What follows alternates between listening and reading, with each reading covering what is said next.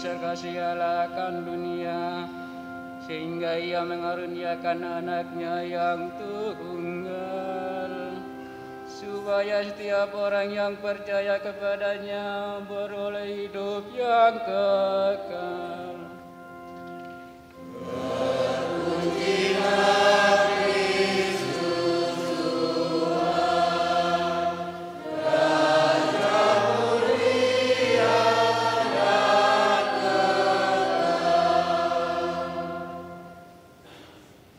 Tuhan bersama-mu.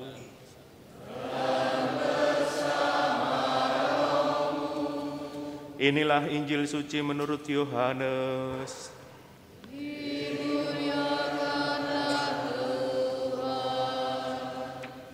Ketika hari raya Paskah orang Yahudi sudah dekat, Yesus berangkat ke Yerusalem. Di hadapan bait suci didapatinya pedagang-pedagang lembu, domba, dan merpati, serta penukar-penukar uang duduk di situ. Yesus membuat cambuk dari tali, lalu mengusir mereka semua dari bait suci dengan semua domba dan lembu mereka. Uang para penukar dihamburkannya ke tanah dan meja-meja mereka dibalikkannya. Kepada pedagang-pedagang merpati ia berkata, "Ambil semuanya ini dari sini. Jangan kalian membuat rumah Bapakku menjadi tempat berjualan." Lalu teringatlah murid-murid Yesus bahwa ada tertulis, "Cinta untuk rumahmu akan menghanguskan aku."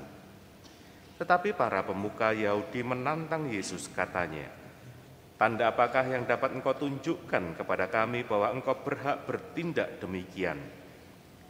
Jawab Yesus kepada mereka, "Runtuhkanlah bait suci ini, dan dalam 3 hari aku akan mendirikannya kembali." Lalu kata orang Yahudi kepadanya, 46 tahun orang mendirikan bait suci ini, dan engkau dapat membangunnya dalam 3 hari. Tetapi yang dimaksudkan Yesus dengan bait suci adalah tubuhnya sendiri. Karena itu sesudah Yesus bangkit dari antara orang mati, barulah murid-muridnya teringat bahwa hal itu telah dikatakan Yesus. Maka mereka pun percaya akan kitab suci dan akan perkataan yang telah diucapkan Yesus. Sementara Yesus tinggal di Yerusalem selama hari raya Paskah, banyak orang percaya dalam namanya karena mereka telah melihat tanda-tanda mujizat yang diadakannya.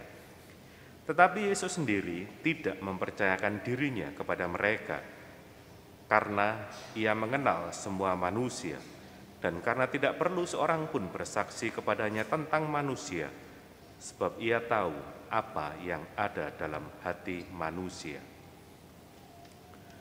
Demikianlah sabda Tuhan.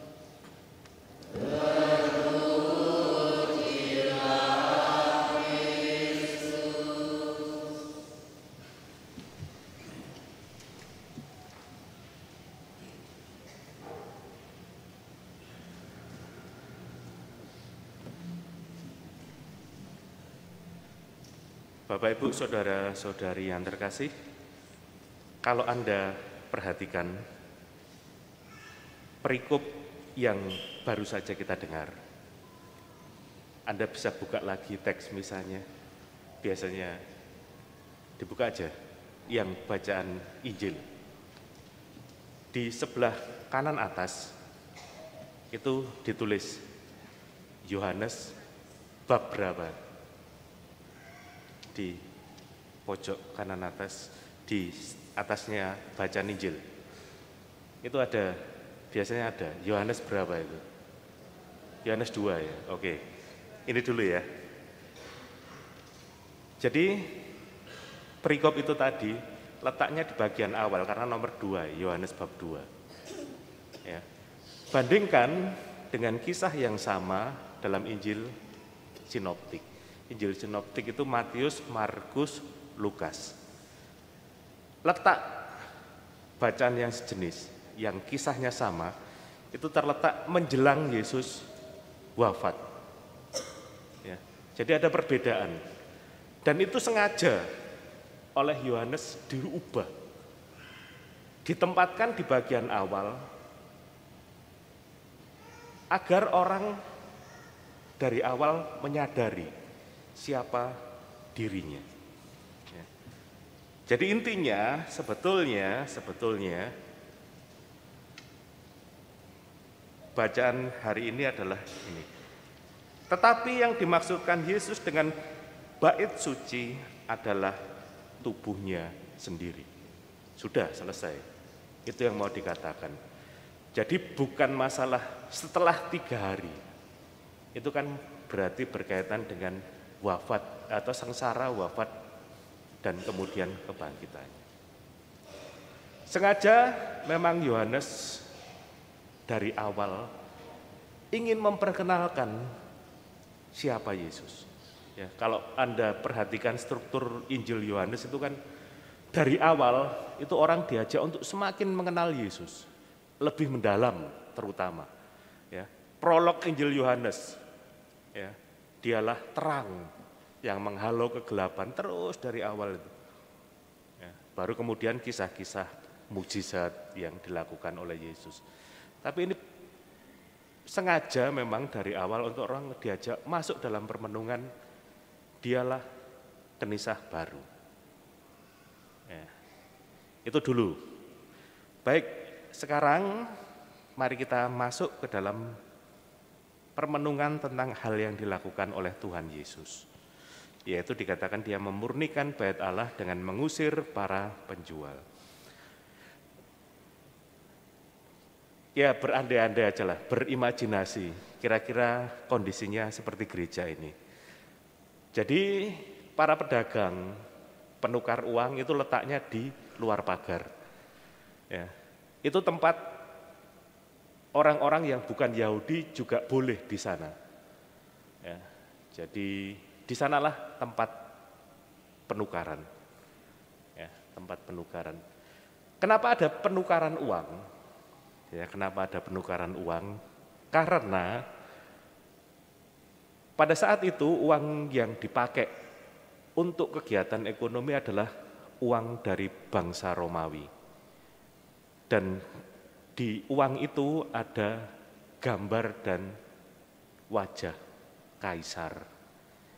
Itu kenapa Yesus bertanya toh, gambar dan wajah siapa?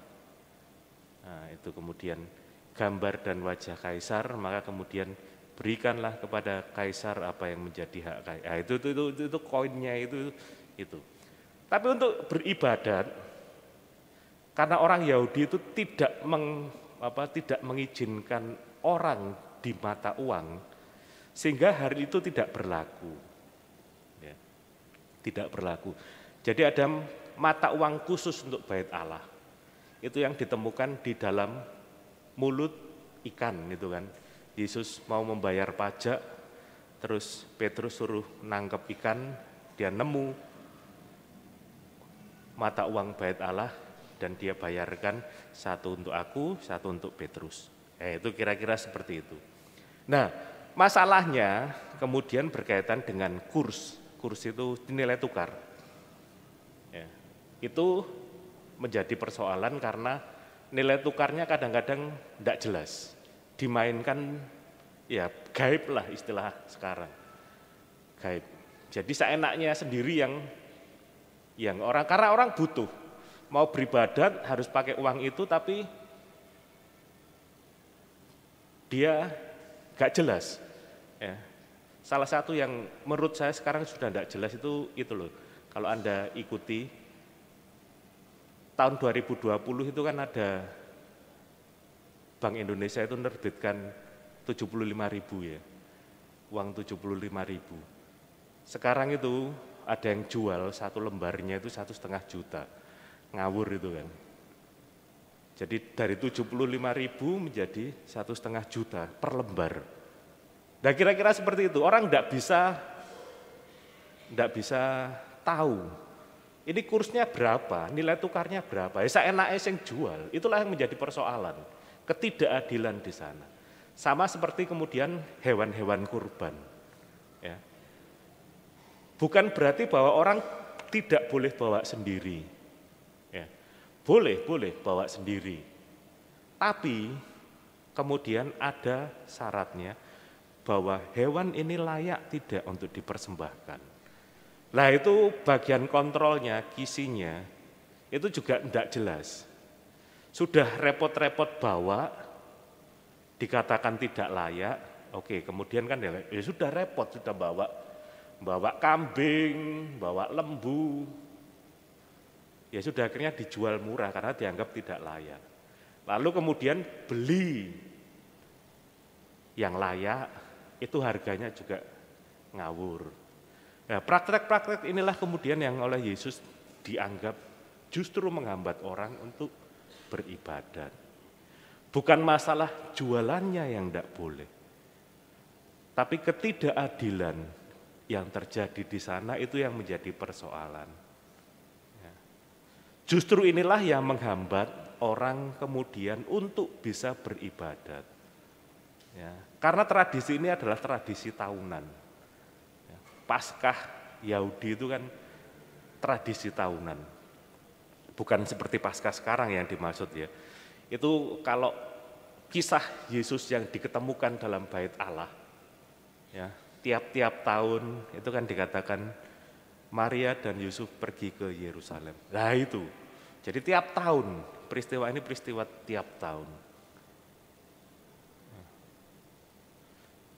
Bapak, Ibu, saudara-saudari yang terkasih, dalam kondisi yang demikian, seringkali ritual, peribadatan itu justru menghambat orang untuk berjumpa dengan Tuhan. Ya.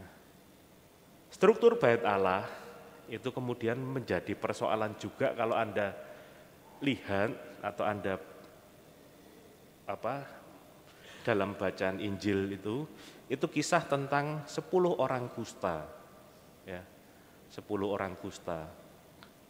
Karena itu menjadi persoalan bagi bangsa Yahudi. Tadi posisi yang berjualan di luar ya. Terus katakanlah halamannya lah. Halamannya itu tempat perempuan dan anak-anak. Ya, jadi di halaman itu tempat perempuan dan anak-anak. Lalu kemudian masuklah ke sini. Ini ruangan laki-laki. Ya, ruangan laki-laki. Ruangan laki-laki, kemudian ini para imam, tempat kudus. Kemudian ada ruang Maha Kudus. Ruang Maha Kudus itu tempat disimpannya 2 loh batu, tabut perjanjian. 10 perintah Allah yang kita dengar dalam bacaan pertama tadi. Itu tempatnya di ruang Maha Kudus. Siapa ya? Oh, itu Zakaria. Zakaria itu melihat berjumpa dengan malaikat Gabriel itu di ruang Maha Kudus. Katakanlah di belakang lah, di ruangan yang khusus, bukan di ruang yang tempat kudus ini. Itu tidak semua orang boleh masuk, bahkan para imam, itu gilirannya. Ya. Orang kusta itu kan dapat perintah dari Yesus, kalau tunjukkanlah dirimu kepada imam bahwa kamu sudah tahir. Nah, orang kusta itu kan menajiskan. Bagaimana dia bisa masuk secara struktur bait Allah itu adalah tidak mungkin dia berjumpa dengan imam. Karena imam tempatnya di ruang atau tempat yang kudus. Ya. Dia masuk gini sudah menajiskan bait Allah. Jadi kenapa mereka sulit lama tidak kembali ya karena struktur itu. Bandingkan dengan kisahnya itu kan orang Samaria. Dia enggak terikat dengan struktur bait Allah. Ya, karena dia bukan orang Yahudi. Sehingga lebih mudah dia kembali lagi. Itu kira-kira seperti itu. Ya. Jadi struktur liturgi kemudian ritual itu justru menghambat. Yesus mau menunjukkan ya, dia sebetulnya esensi dari orang beribadat. Juga peribadatan kita. Harusnya mempermudah orang untuk berjumpa dengan Tuhan Yesus. Karena dialah kenisah baru. Nah, maka pertanyaannya kemudian adalah, ya bagaimana selama ini ritual, tradisi keagamaan kita, apakah justru menghambat orang, atau menjadikan kita lebih mudah untuk berjumpa dengan Tuhan Yesus. Ya. Saya pikir juga kita juga tidak terlalu banyak hal yang memberatkan. Ada banyak hal yang menguntungkan kita untuk dapat berjumpa dengan Yesus. Memang ini menjadi saat untuk mengkritisi kebiasaan-kebiasaan tradisi yang justru, tapi intinya adalah Yesus yang mau ditunjukkan dalam Injil Yohanes adalah Dia Kenisah baru. Dalam Dia, ya, kalau dalam Injil Yohanes itu tidak lagi orang dibatasi, ya, dibatasi dengan harus kelompok ini, harus dengan tradisi ini, tapi semua orang bisa untuk menyembah Dia. Nah, Bapak Ibu, saudara-saudari yang terkasih, kalau dalam bacaan pertama tadi kita melihat bagaimana dua loh batu adalah juga lambang dari 10 perintah Allah itu secara fisik. Maka tentunya permenungan kita adalah bagaimana yang fisik itu bisa kita masukkan ke dalam batin kita, sehingga kita tidak lagi bergantung secara fisik, ya, tidak lagi harus lihat, harus ngotong-ngotong dua loh batu, tapi dua loh batu itu kita ukir dalam diri kita, sehingga hidup kita digerakkan oleh loh batu itu, perintah Allah itu, dan itu spiritual, tidak lagi secara fisik. Ya. Fisik memang membantu, tapi dengan merenungkan, dengan istilahnya apa, internalisasi, maka kita diharapkan untuk tidak lagi bergantung dalam hal-hal yang fisik, karena semua itu sudah kita masukkan ke dalam batin kita. Ya, dan itu menggerakkan kita untuk menjadi pribadi yang lebih baik lagi. Masa Prapaskah mengajak kita untuk semakin mengenal Yesus. Kita sudah kenal Dia, tapi dan dengan itu kita juga diharapkan menjadi pribadi yang lebih baik lagi.